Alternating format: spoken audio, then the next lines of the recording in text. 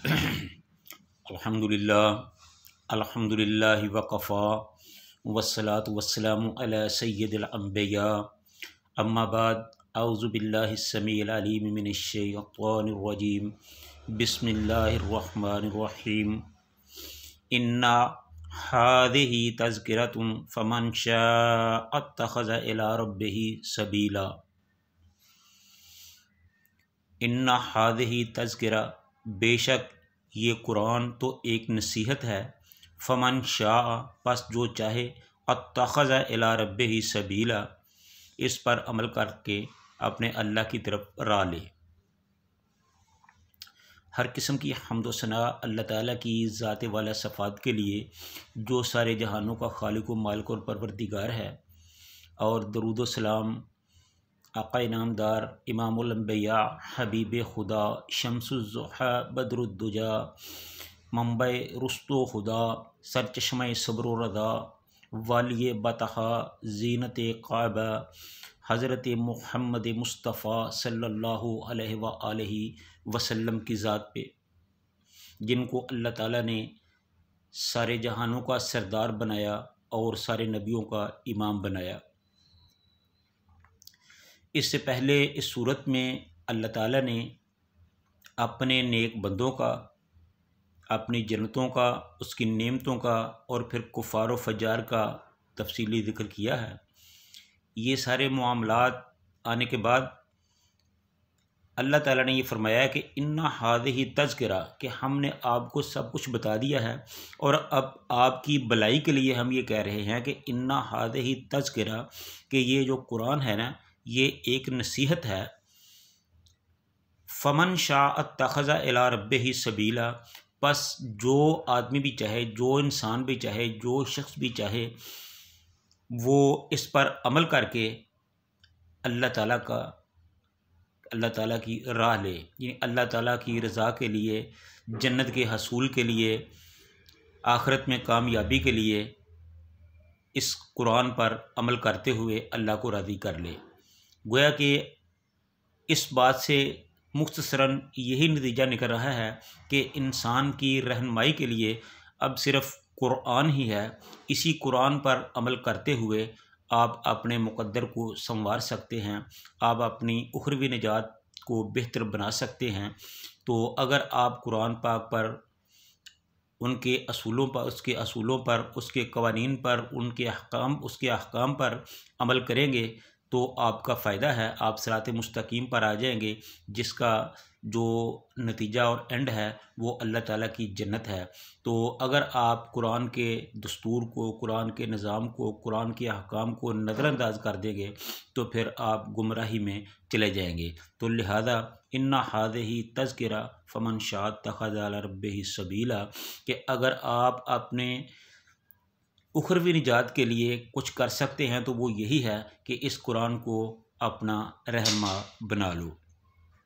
आगे अल्लाह ताला ने फरमाया कि वमा तशाऊना इल्ला अन यशा अल्लाह, वमा तशाऊना इल्ला अन यशा अल्लाह इन्नल्लाह काना अलीमन हकीमा। और तुम नहीं चाहते मगर ये कि जो अल्लाह चाहे, यकीनन अल्लाह हमेशा से ही सब कुछ जानने वाला और कमाल हिकमत वाला है।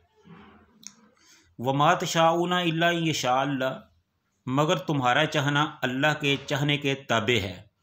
तुम्हारे चाहने से कुछ नहीं हो सकता, वही होता है जो अल्लाह चाहता है। अल्लाह के चाहने से ही काम बनते हैं, अल्लाह के चाहने से ही काम बिगड़ते हैं। अल्लाह ही सब कुछ करने वाला है, वही कादिर मुतलक है। वो जो चाहता है करता है, उससे कोई पूछने वाला नहीं है। तो लिहाजा वमा तशाऊना इल्ला अन यशा अल्लाह, के तुम्हारे चाहने से कुछ नहीं होता, वही होता है जो अल्लाह चाहता है। अल्लाह ही के चाहने से सब कुछ होता है। एक दफ़ा हज़रत उमर बिन अब्दुल अज़ीज़ रहमतुल्लाह अलैह के पास तकदीर के मुनकर आए और उन्होंने उनसे बातचीत की। तो हज़रत उमर बिन अब्दुल अज़ीज़ ने इसी आयत से उनको लाजवाब किया। उन्होंने ये आयत पढ़ी कि इन्ना हदैना सबीला इम्मा शाकिरुम व इम्मा कफूरा। जो तकदीर के मुनकर थे उन्होंने ये आयत पढ़ी कि इन्ना हदैना सबीला इम्मा शाकिरुम व इम्मा कफूरा, कि अल्लाह ताला ने तो कह दिया है कि मैंने दोनों रास्ते बता दिए हैं, अब जो चाहे रास्ता इख्तियार कर लो। तो ये तो अल्लाह ही के चाहने से होता है, हम क्या कर सकते हैं। तो उसके जवाब में हज़रत उमर बिन अब्दुल अज़ीज़ रहमतुल्लाह अलैह ने ये फरमाया कि वह मात शाऊना इल्ला यशा अल्लाह, कि इंसान के चाहने से कुछ नहीं होता, वही होता है जो अल्लाह चाहता है। अल्लाह ही के चाहने से सब कुछ होता है। अगर अल्लाह चाहेगा तो किसी आदमी को नेकी की राह मिलेगी, नेकी के रास्ते की तरफ हदायत देगा।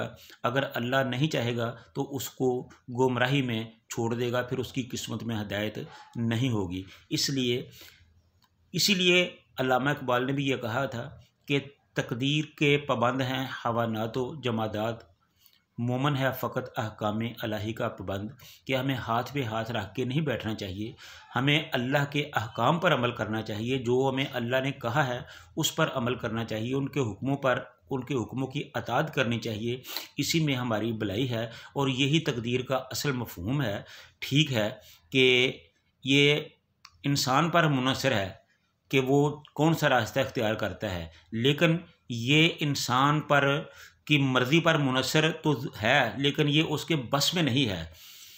वो वही रास्ता इख्तियार करेगा कि वो अपनी मर्ज़ी के साथ, जब उसकी मर्ज़ी के साथ अल्लाह की मशीयत भी शामिल हाल होगी। अगर अल्लाह चाहेगा कि इसको सीधे रास्ते की तरफ हदायत और रहनुमाई करनी है तो फिर ही इंसान जो है वो हदायत का रास्ता इख्तियार करेगा। अगर अल्लाह चाहेगा कि ये इंसान इस काबिल नहीं है कि इनको हदायत दी जाए तो फिर वो कभी भी वो सीधे रास्ते पर नहीं आ सकता।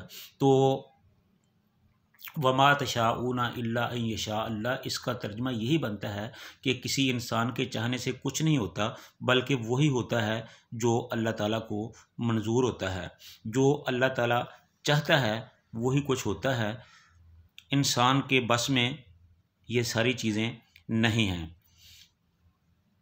आगे अल्लाह ने फरमाया कि वयुदखिलु मन यशाउ फी रहमतिही वज़्ज़ालिमीना अद्द लहुम अज़ाबन अलीमा, कि वो दाखिल करेगा अपनी रहमत में जिसको चाहेगा, और रहे ज़ालिम तो उनके लिए अल्लाह ने बहुत ही दर्दनाक अजाब तैयार कर रखा है। ज़ाहिर है दुनिया और आखिरत का कोई भी काम अल्लाह ताला की मशीयत के बगैर नहीं हो सकता। हम अल्लाह के हुक्म और इज़्न के बगैर कुछ भी नहीं कर सकते। अगर कोई शख्स एक काम करने पर बज़ाहिर कादिर भी हो तो वो इस काम को उस वक़्त तक अंजाम नहीं दे सकता जब तक इसकी मशीयत के साथ अल्लाह ताला की मशीयत भी शामिल हाल ना हो। एक दफ़ा हज़रत अली रज़ी अल्लाह तआला अन्हु के पास कुछ लोग आए। उन्होंने आके कहा कि जनाब ये हमें बताया जाए कि तकदीर क्या है। तो हज़रत अली रज़ी अल्लाह तआला अन्हु ने फरमाया कि ये दलदल है, इसमें ना उतरो। तो उसने कहा जी आप इसकी वजाहत फरमाएं। तो आपने फिर फरमाया कि ये एक गुमराही है, इसमें ज़्यादा दिलचस्पी ना लो। फिर उसने तीसरी दफ़ा ये कहा कि जनाब इसकी वजाहत करें कि तकदीर क्या है। तो आप हज़रत अली रज़ी अल्लाह तआला ने फरमाया कि तहकीक तू गुमराह हो गया। यानी कि तकदीर एक ऐसी चीज़ है कि इंसान में को इसमें ज़्यादा नहीं घुसना चाहिए, इसमें ज़्यादा नहीं उतरना चाहिए, इसमें ज़्यादा दिलचस्पी नहीं लेना चाहिए। बस अल्लाह के अहकाम पर अमल करना चाहिए। अल्लाह ने जो अहकाम दिए हैं उसी पर गौर व फिक्र करना चाहिए, उन्हीं पर अमल करना चाहिए। तो इसी में इंसान की बेहतरी है। अहले ईमान का ये अकीदा है कि जिस तरह हम खुद अल्लाह की मखलूक हैं, इस तरह हमारे तमाम अमाल भी अल्लाह की मखलूक हैं। सूरह साफ़ात में अल्लाह ताला ने फरमाया है कि वल्लाहु खलक़कुम मा तअमलून, कि अल्लाह ने तुम्हें भी पैदा किया और तुम्हारे अमाल को भी पैदा किया। यानी अल्लाह अमाल को पैदा करता है, अमाल को बनाता है, अहकाम देता है और इंसान का काम उस पर अमल करना है। इंसान उस पर अमल करता है। चनाचे अल्लाह ताला जिसे चाहेगा ऐसे अमाल की तौफीक देगा जिसकी बना पर वो इसकी रहमत का मुस्तहक ठहरेगा। तो इस जुमले का वयुदखिलु मन यशाउ फी रहमतिही, इसका एक मतलब ये भी है कि वो दाखिल करेगा अपनी रहमत में उसे जिसे चाहेगा। यानी वो सिर्फ इसी शख्स को अपनी रहमत के साये में जगह देगा जो इसकी रहमत का मुस्तहक बनने के लिए कोशां होगा। जैसा कि सूरत बनी इसराइल में फरमाया है, वमन अरादल आखिरत वसालहा सायहा वहुव मुमिनुन फउलाइका काना सायुहुम मशकूरा। यानी जिस शख्स ने आखिरत को अपना असल मकसूद बना लिया और उसके लिए उसने मकदूर बर मेहनत भी की और वो मोमन भी हो, तो इसकी वो मेहनत और कोशिश अल्लाह के यहाँ मकबूल और मशकूर होगी। तो वज़ालिमीना अद्दलहुम अज़ाबन अलीमा, और रहे वो जालिम तो उनके लिए उसने बहुत दर्दनाक अजाब तैयार कर रखा है। और अब जालिम कौन है?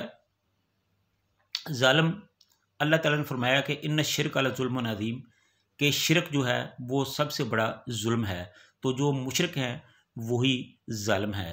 तो अल्लाह ताला के नाफरमान, काफिर, फासिक, फाजिर, मुशरिक, यही जो है ये जालिम है, ये अल्लाह ताला की रहमत के मुस्तहक नहीं है। तो इसलिए अल्लाह की रहमत का मुस्तहक होने के लिए ज़रूरी है कि अल्लाह ताला के अहकाम, अल्लाह ताला के फ़रामीन, शरीयत पर अमल किया जाए, ताकि अल्लाह ताला हम सब को अपनी रहमत का मुस्तहक बनाए। और अल्लाह ताला से दुआ है कि अल्लाह ताला हमें तौहीद व सुन्नत की समझ अता फ़रमाए और उस पर कायम रखे और शिरक व खुराफात से हमें महफूज रखे। व आखिर दावाना अनिल हम्दुलिल्लाहि रब्बिल आलमीन।